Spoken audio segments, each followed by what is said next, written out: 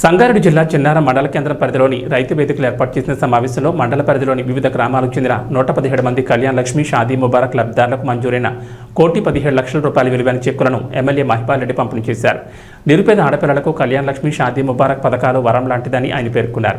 ఈ కార్యక్రమంలో Bollaram municipal chairperson రోజా బాలరెడ్డి, జిల్లా పరిషత్ మాజీ వైస్ చైర్మన్ ప్రభాకర్, జిన్నారం మాజీ ఎంపీపీ రవీందర్ గౌడ్, తాజా మాజీ ప్రజాప్రతినిధులు, కాంగ్రెస్ పార్టీ మండల అధ్యక్షులు వడ్డే కృష్ణ, సీనియర్ నాయకులు, కార్యకర్తలు పాల్గొన్నారు. లక్ష్మి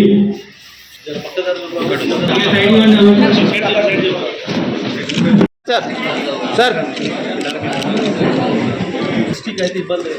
ఓకే సార్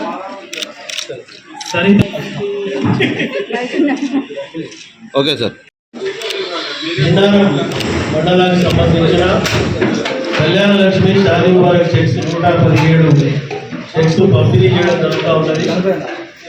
ఈ కార్యక్రమంలో పాల్గొన్న ప్రతి ఒక్కరికి, అలాగే చెక్స్ తీసుకోవడానికి వచ్చిన బెనిఫిషియర్స్ అందరికీ, పత్రికా సోదరులకు పేరు పేరున నేను ధన్యవాదాలు తెలియజేస్తూ, ప్రభుత్వ పరంగా 1,116 రూపాయల చెక్కును అమ్మాయిని పెళ్లి చేసిన తల్లిదండ్రులకు అందించడం జరుగుతూ ఉన్నది.